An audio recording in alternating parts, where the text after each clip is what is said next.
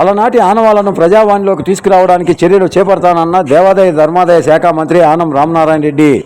నమస్కారం, టుడే విజయానికి స్వాగతం. నెల్లూరు జిల్లా చేజర్ల పెన్నా నదిలో ఆలయ ఆనవాళ్లను గుర్తించి స్థానికులు దేవాదాయ శాఖ మంత్రి ఆనం రామనారాయణ రెడ్డి దృష్టికి తీసుకుపోవడంతో అందుకు స్పందించిన ఆనం రామనారాయణ రెడ్డి పురావస్తు శాఖ సంబంధిత అధికారులతో పెన్నా నదిలో ఆలయ అద్భుతాలను పరిశీలించారు. ఆలయ నిర్మాణం తదితర అంశాలను పరిశీలించిన పురావస్తు శాఖ సుమారు 300 ఏళ్ల క్రితం నాటి ఆలయంగా గుర్తించారు. ఈ సందర్భంగా దేవాదాయ శాఖ మంత్రి ఆనం రామనారాయణ రెడ్డి మాట్లాడుతూ, పెన్నా నది ఇసుక దెబ్బల్లో కూరుకుపోయిన ఈ నాగలింగేశ్వర స్వామి ఆలయాన్ని ప్రభుత్వం దృష్టికి తీసుకువెళ్లి ప్రజావానికి చేరువలో తీసుకురావడానికి చర్యలు చేపడతానని అన్నారు. ఈ కార్యక్రమంలో తదితర శాఖల అధికారులు, స్థానిక గ్రామస్తులు తదితరులు పాల్గొన్నారు.